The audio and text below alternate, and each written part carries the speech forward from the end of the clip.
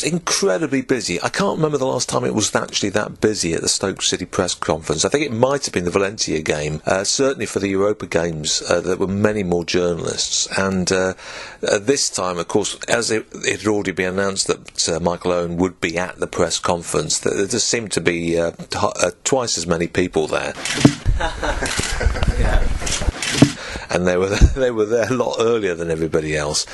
And it was actually sort of almost forgotten that what we were really there, one of the reasons we were there to talk about was to talk about the forthcoming game against the Premier League champions on Saturday. Everybody's forgot about them. Yeah, it's going to be a tough game for us. Tony was a bit vague about why it had taken so long for Michael Owen to have signed for the club. Like I say, we always wanted to do this, and Michael knew that we always wanted to do it. But we wanted to do it, at the right time, and not in a situation where, if there was other clubs, that got involved and the figures started going through the roof and this, that, and the other, we weren't going to be involved in it. However, later when Michael Owen was asked a similar sort of question, he came out with a slightly different answer. I spoke to the manager here, roughly 3 months prior, so I knew that there was a strong possibility that I would come here, and I'll blame him for not making it happen so soon. So I'm not sure. Basically, from a club's point of view, you'd have to ask the manager or people connected with the club. But it just dragged on. Obviously, there's a lot of things that don't meet the eye. There's squads, and you can't just keep bringing players in. There's got to be a balancing of the books at some point as well. So, but I was eager to move or to sign straight away. But it was obviously there were as I say, things that I'm not quite sure about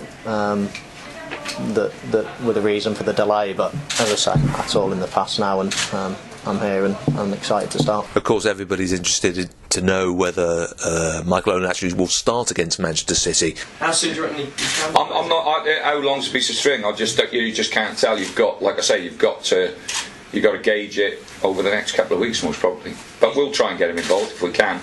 If he's ready to go, he wants to play. But it is like every player, that you work with, they want to play. And Michael's no different. And he was quite vague about, when or how long it would take for Michael to get bedded into the side.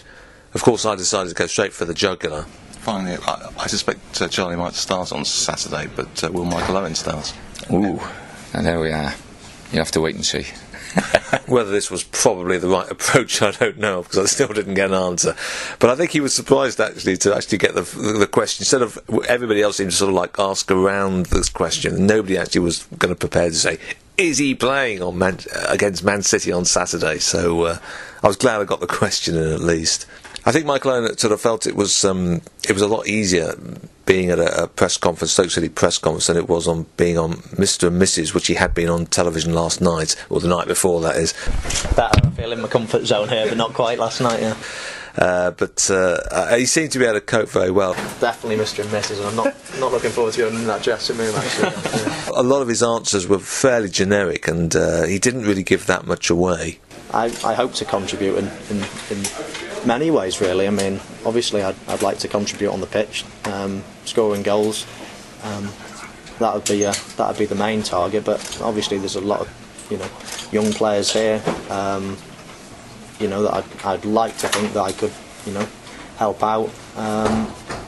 And yeah, as you say, the club's made giant strides over the years, and often the hardest steps are the final ones, obviously, because you're then competing with the real big boys with a lot of money and everything else. But there's still room for improvement, and hopefully together we can keep progressing and get Stoke high up in the league. But Tony was eager to talk not just about Michael Owen, but also about the other current signings that he's made recently, and particularly Charlie Adam. Charlie came in for one day, said hello, came on, played 50 minutes at Wigan, and he was off again. I was more concerned with my own country than Scotland, but yeah, I'm just pleased to have him. I think he's a very, very good player. He's a different type of player than what we've had we hope he can bed into what we're trying to do, and the way the club's trying to push on. And but he'll have to do what the lads do, and that is, he'll have to work his socks off, because that's what we're all about.